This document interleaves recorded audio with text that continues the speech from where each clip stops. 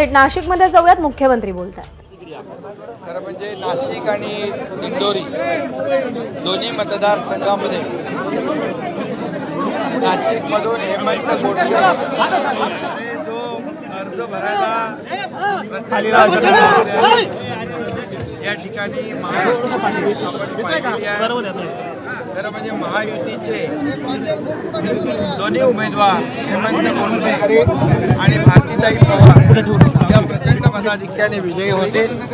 नाशिककरांनी हा निर्धार केलेला आहे आणि म्हणून आज आपण पाहिलं की महायुतीचे सर्व पदाधिकारी, महायुतीचे सर्व नेते आणि कार्यकर्ते मोठ्या संख्येने आज रॅलीमध्ये सहभागी झाले होते, कडक उन्हाळा असताना देखील। आणि यावरून आपण अंदाज लावू शकता की येणाऱ्या या नाशिक आणि दिंडोरीच्या निवडणुकीमध्ये हेमंत गोडसे आणि भारतीताई पवार प्रचंड मताधिक्याने विजयी होतील असा आम्हाला विश्वास आहे। कारण गेले 10 वर्षामध्ये मोदी साहेबांनी केलेलं काम जे 50-60 वर्ष काँग्रेसला करता आलं नाही ते मोदी साहेबांनी 10 वर्षात केलं।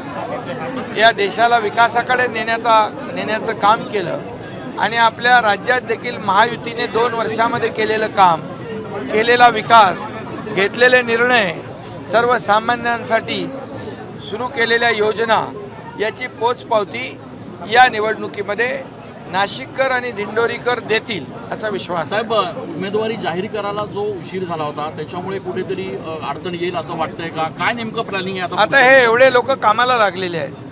आमच्याकडे निवडणुका डोळ्यासमोर ठेवून आम्ही महायुती काम करत नाही। निवडणुका आल्या मग तयारी करायचं, आमचं 24 तास काम चालू असतं।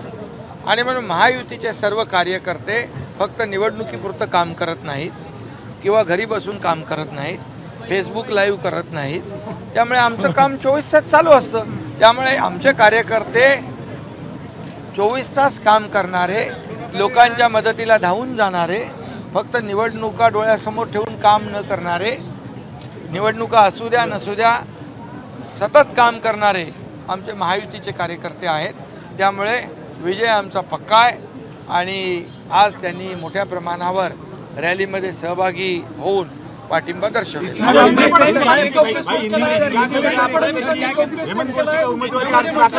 महाविकास आघाडीचं सरकार कोसळल्यानंतर उद्धव ठाकरेंनी देवेंद्र फडणवीसांना फोन केला होता, तुम्हाला मुख्यमंत्री करतो, तुम्ही सोबत या, असंही त्यांनी म्हटलेलं आहे। कसं बघता याच्याकडे? याच्यामध्ये सत्यता आहे, वस्तुस्थिती आहे।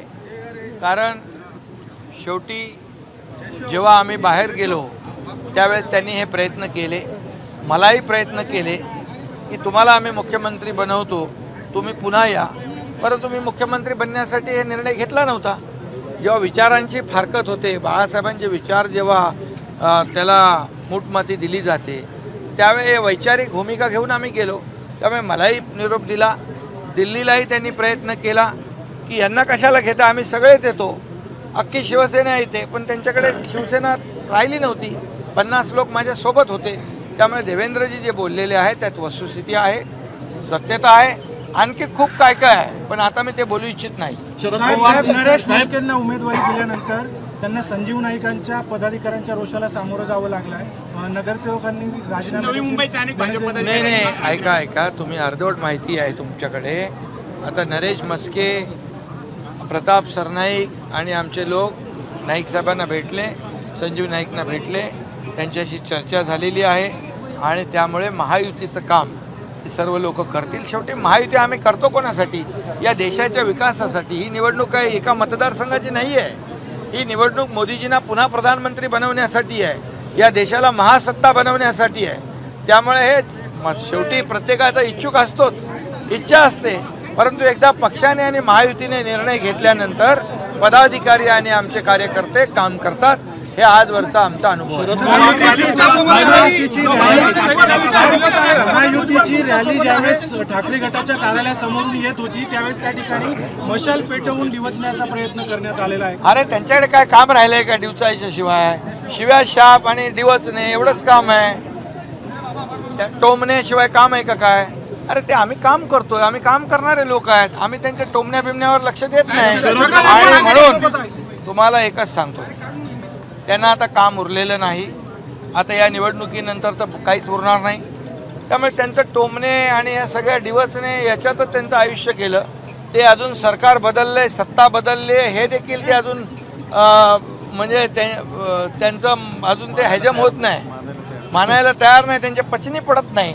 त्यामुळे त्याला काय करणार आम्ही. शरद पवार साहेब असं म्हटले, शरद पवार असं म्हटले, निमित्तानं तुम्हाला मिळणार आहे जे आतापर्यंत विरोधात होते ते आता तुमच्या सोबत आहे. नाशिकची निवडणूक किती सोपी वाटते, दिंडोरीची अरे बाबा, कोणी विरोधात असं तुम्ही म्हणू नका. आम्ही मंत्रिमंडळातले माझे ते सहकारी आहेत आणि जोपर्यंत तिकीट वाटप होत नाही तोपर्यंत इच्छा असते कार्यकर्त्यांची इच्छा असते, भावना असते. परंतु एकदा महायुतीने निर्णय घेतल्यानंतर आम्ही एक आहोत, एक दिलाने काम करणार. आमच्याकडे एका मतदारसंघात 2-2 उमेदवार महाविकास आघाडीसारखे उभे राहणार नाही. गळ्यात गळे आणि तंगड्यात तंगड्या घालून ते पडणार आहेत. त्यामुळे त्याच्यावर मला काय बोलायचं नाही.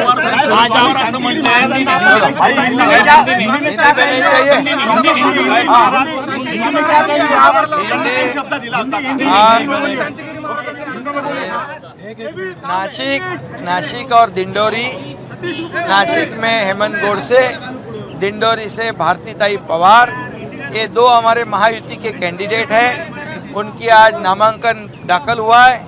आपने देखा है कड़ी धूप में इतने हजारों की तादाद में लोग यहाँ उपस्थित थे.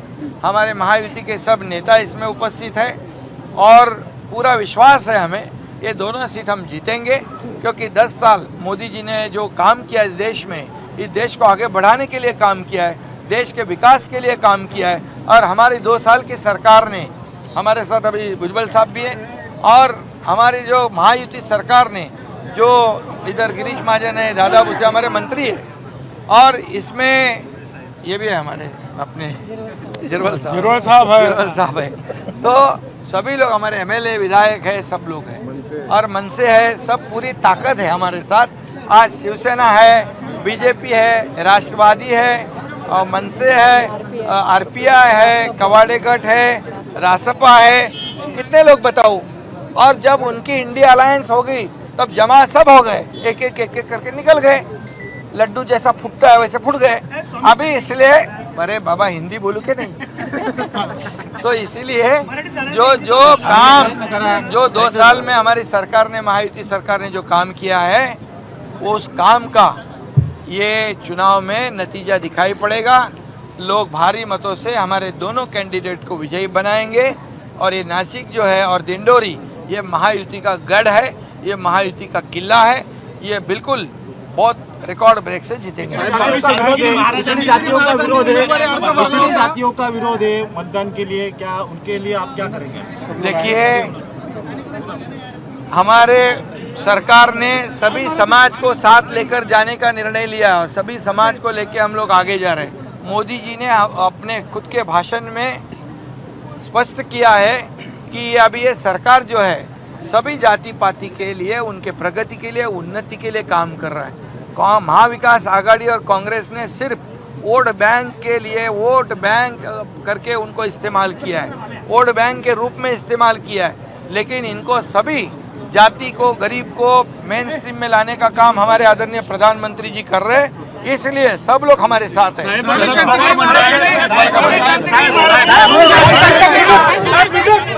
हेमंत गोडसे आणि भारती पवार प्रचंड मतांनी विजयी होतील असा विश्वास मुख्यमंत्र्यांनी व्यक्त केलेला आहे. आणि त्यासोबतच कोणाचीही नाराजी नाही, आम्ही सगळ्यांना सोबत घेऊन एकत्रितरित्या पुढे जातोय असं म्हणत त्यांनी नवी मुंबईतल्या भाजप पदाधिकाऱ्यांच्या नाराजीवरही प्रतिक्रिया दिली. ABP माझा, उघडा डोळे बघा नीट.